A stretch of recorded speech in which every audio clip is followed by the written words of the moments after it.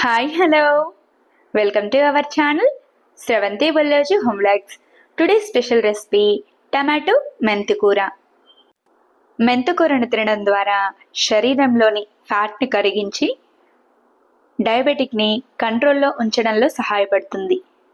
మరి ఎన్ని ప్రయోజనాలున్న మెంతికూరతో ఇలా ఎప్పుడైనా కర్రీని ట్రై చేశారా? ఒక్కసారి నేను చెప్పిన విధంగా టమాటా మెంతికూరను ట్రై చేసి చూడండి. చాలా టేస్టీగా ఉంటుంది. మరి ఇంకెందుకు ఆలస్యం, తయారీ విధానాన్ని చూసేద్దాం. ముందుగా మెంతికూరను తీసుకోండి. మెంతికూరలో 2 రకాలుంటాయి, చిన్న మెంతికూర, పెద్ద మెంతికూర. నేను పెద్ద మెంతికూరను తీసుకున్నాను. పెద్ద మెంతికూరను పెద్ద సైజుగా ఉన్న ఒక కట్ట వరకు తీసుకున్నాను. మెంతికూర టమాటా కాంబినేషన్లో కర్రీని ప్రిపేర్ చేస్తున్నాను కాబట్టి టమాటాలను కూడా తీసుకోండి. మెంతికూరను టమాటాలను సమాన క్వాంటిటీలో తీసుకుంటే కర్రీ టేస్టీగా ఉంటుంది. ఇలా తీసుకున్న మెంతికూర కాడలను కట్ చేసి ఇలా వీడియోలో చూపించిన విధంగా సన్నని తురుములా కట్ చేసుకోండి. ఇలా కట్ చేసుకుంటే ఆయిల్లో మెంతికూర చక్కగా ఫ్రై అవుతుంది. అలాగే మెంతికూరతో సహా మధ్య మధ్యగా చిన్న చిన్న కాడలు ఉంటాయి కదా, వాటిని కూడా మెంతికూరతో సహా కట్ చేసుకొని తీసుకోండి. కేవలం వేర్లు ఉన్న కాడలను మాత్రమే కట్ చేసి తీసేయండి. మెంతికూరను ఇలా చిన్న ముక్కలుగా కట్ చేసుకున్న తర్వాత సాల్ట్ వాటర్లో వేసి 1 నుంచి 2 సార్లు శుభ్రంగా కడిగి మెంతికూరలోని ఎక్స్ట్రా వాటర్ అంతా పోయేలా స్ట్రైనర్లో వేసి పెట్టండి. తర్వాత టమాటాలను తీసుకొని మీ ఇష్టాన్ని బట్టి చిన్న ముక్కలుగా కానీ మీడియం సైజ్ ముక్కలుగా కానీ కట్ చేసి తీసుకోండి. మెంతికూరను ప్రిపేర్ చేసేటప్పుడు టమాటాలను కాస్త పెద్ద ముక్కలుగా కట్ చేసి తీసుకుంటేనే రైస్ను తినేటప్పుడు అక్కడక్కడ ముక్కలు పంటికి తగులుతూ కర్రీ టేస్టీగా ఉంటుంది. టమాటాలను మొత్తం ఇదే విధంగా ముక్కలుగా కట్ చేసుకున్న తర్వాత కర్రీని ప్రిపేర్ చేయడం కోసం స్టవ్ వెలిగించి కళాయిని పెట్టుకొని 2 నుంచి 3 టేబుల్ స్పూన్ల ఆయిల్ని వేయండి. ఈ కర్రీకి ఆయిల్ కాస్త ఎక్కువగానే పడుతుంది. ఆయిల్ హీట్ అయిన తర్వాత 2 టేబుల్ స్పూన్ల వరకు పోపు దినుసులు అంటే జీలకర్ర, ఆవాలు, శనగపప్పు, మినప్పప్పు. పోపు దినుసులన్నీ కాస్త ఫ్రై అయిన తర్వాత చిన్న ముక్కలుగా తుంచిన 2 నుంచి 3 ఎండుమిర్చిని పోపులోకి వేసేయండి.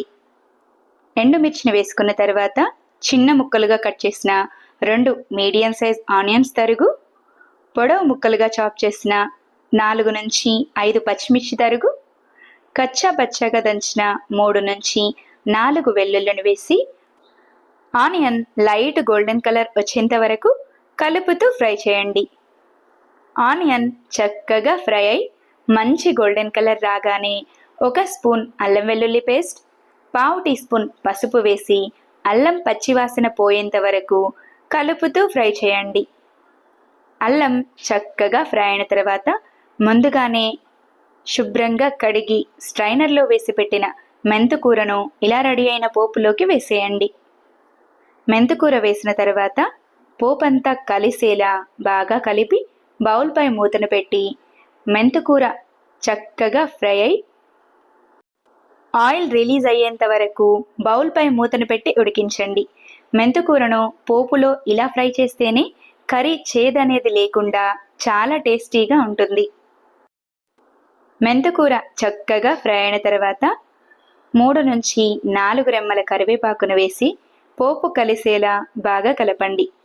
కరివేపాకు కాస్త ఫ్రై అయిన తర్వాత ముందుగానే కట్ చేసి తీసుకున్న టమాటా ముక్కలను రుచికి తగినంత సాల్ట్ను వేసి పోపంతా కలిసేలా బాగా కలిపి బౌల్పై మూత పెట్టి టమాటా ముక్కలు మెత్తబడేంత వరకు ఉడికించండి.